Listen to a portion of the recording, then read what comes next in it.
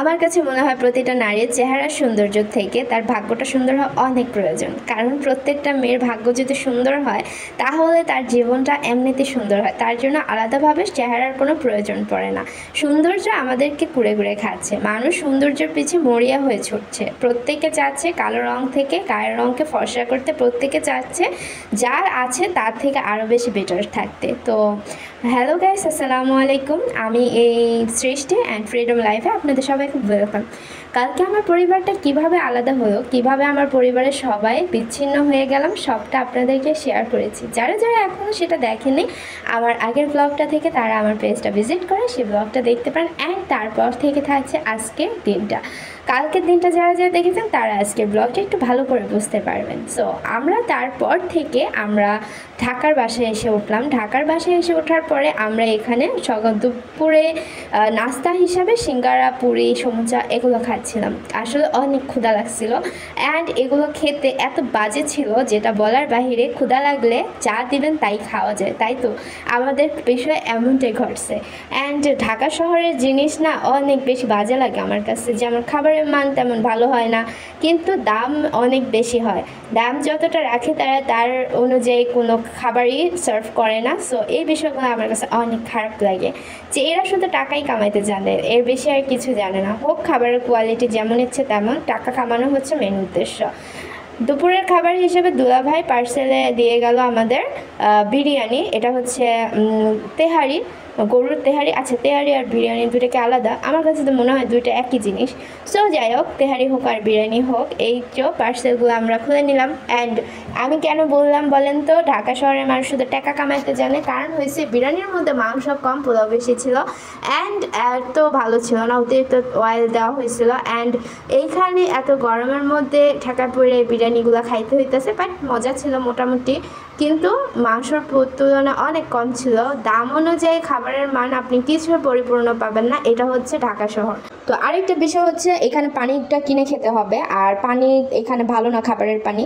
তো পানি ফুটিয়ে খেতে হবে অথবা পানি কিনে খেতে হবে, দুইটার একটা করতে হবে। সো এই জিনিসটা আরেকটা বিরক্তিকর ব্যাপার ছিল, কারণ পানি এমন একটা জিনিস যেটা কিনা আপনার ইউজ পরিমাণ লাগবে, খাবারের হোক।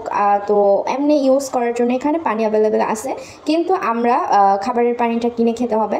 সো আমরা আসার পর্যন্ত, আজকের দিনটা পর্যন্ত আমাদের প্রায় আপনার 25 লিটারের মতো পানি লাগছে। বুঝতে পারেন, মাত্র 1.5 দিনের মাথায় 25 লিটার পানি খাবারের জন্য লাগছে। এটা আমাদের কিনে আনতে হয়েছে। মানুষ পানি কিনে এমনিতে ফকির হয়ে যাবে। আর বিরিয়ানিটা মোটামুটি ভালো ছিল, খারাপ ছিল না, ভালোই লাগছে। আর তেল বেশি ছিল, যার কারণে একটু বাজেও লাগছে, কারণ আমরা বাড়িতে বিরিয়ানি রান্না করলে তেল অনেক কম দেয়। এভাবে আমরা যে হোটেলগুলো থেকে বিরিয়ানি খাইছি, বাট তেলের পরিমাণটা এতটাও বেশি পাই নাই। সব জায়গায় এক না, সব কিছু মিলালে এক হবে না, এটা আমরা জানি। যাই হোক, এত সমালোচনা করে আর লাভ নেই, পরিস্থিতি যেমন তার সাথে মানিয়ে নেওয়াটাই অতি উত্তম। তো আমাদের আজকের এই দিনটা মোটামুটি ভালোই যাচ্ছে, আর যতটা খারাপ ভাবছিলাম ততটা খারাপ যাচ্ছে না, ভালোই যাচ্ছে। আমার কাছে পার্সোনালি অনেক ভালো লাগতেছে, আবার খারাপও লাগতেছে যে আমার ভাগিনাগুলোকে ছেড়ে আমরা আবারও কালকে ব্যাক করতেছি মুন্সিগঞ্জের দিকে। আর ওরা ছোট্ট থেকে, জন্মের পর থেকে আমাদের কাছে বড় হয়েছে। এখানে আমার দুলাভাই একদম বাজার সদর সব কমপ্লিট করে ফেলছে। সিলিন্ডার গ্যাসও বাসায় আয়না লাগানো হয়ে গেছে। এখানে কিন্তু লাইনের গ্যাস নেই, এখানে সিলিন্ডার গ্যাস ইউজ করতে হবে। সো আমরা সিলিন্ডার গ্যাস কম, আমরা রাইস কুকার অথবা ইন্ডাকশন ওভেনগুলো একটু বেশি ইউজ করি, বাট সিলিন্ডার গ্যাসটা লাগে আপনার খাবার রান্নাবান্নার ক্ষেত্রে। মাঝে মাঝে সিলিন্ডার গ্যাসটা ইউজ করতে হয়, বাট আমরা সিলিন্ডার গ্যাস অনেক বেশি ভয় পাই, শেষ হলে সহজে আনার নামও নেই না, কারণ সিলিন্ডারে কী পরিমাণ বিপদ এটা আপনারাও ভালো করে জানেন। আমার মা এখানে মাছ কাটতেছে। মাছ কাটার ক্ষেত্রে একটা জিনিস আমাকে দেখায় দিচ্ছিল যে মাছে একটা রক থাকে, যে রকটা আমাদের খাবারের জন্য ক্ষতিকর। মানে এই রকটা অনেকে চিনে না, অনেকে জানে না। এই রক সহ আমরা খেয়ে ফেলি, যেটার কারণে বাতের ব্যথাগুলো শরীর থেকে যায় না। সো অনেক মাছের ক্ষেত্রে এই রকগুলো ফেলতে হয়, যেমন শিং মাছের ক্ষেত্রে, আবার বিভিন্ন মাছ রয়েছে যেটা আমাদের এখনও অজানা। সো আমরা রাতের খাবার হিসাবে ইলিশ মাছটাই খাবো। অ্যান্ড বাকি সব কাজকর্ম কমপ্লিট করে এই তো চা খেতে বসে গেলাম। চা খাওয়ার জন্য কাপ এগুলো নামাইতে অনেক অলসতা ফিল হইতেছিল, যার কারণে একটা ডিব্বাকে আমি চায়ের কাপের সঙ্গী বানিয়ে নিলাম। অ্যান্ড সবাইকে কাপে সার্ভ করে আমি এটার মধ্যে নিলাম, কারণ এটা আমার কাছে অনেক কিউট লাগতেছিল। অ্যান্ড আমার কাছে মনে হইতেছিল এটা পারফেক্ট একটা চায়ের কাপ। আর এটাতে আমি চা খেলে অনেক স্যাটিসফাই বোধ করলাম। মানে এই প্রথম আমি এটাতে খাইলাম, আর নেক্সট ডে এটাতেই খাওয়া হবে। আমার কাছে অনেক ভালো লাগছে পার্সোনালি, অনেক কিউট এটা চায়ের ডিব্বা ছিল। অ্যান্ড ডিব্বাতে অনেকে জুস খাইছে, এখনও কেউ চা ট্রাই করেনি। আমি প্রথম যে কিনা এই চা ট্রাই করতেছে। দেন আই থিঙ্ক আমি সবাইকে সাজেস্ট করবো এবং ছোট্ট কিউট একটা ডিব্বা থাকলে তোমরা চায়ের পাত্র হিসেবে এটাকে ব্যবহার করতে পারো, অনেক ভালো লাগবে চা খোরদের জন্য। সো আজকের ভিডিওটা কেমন ছিল? সব মিলিয়ে আমাদের জীবনটা আলহামদুলিল্লাহ জীবনের প্রতি যেদিকে চলছে সেভাবে করে নিজেকে মানিয়ে নেওয়ার চেষ্টা করছি।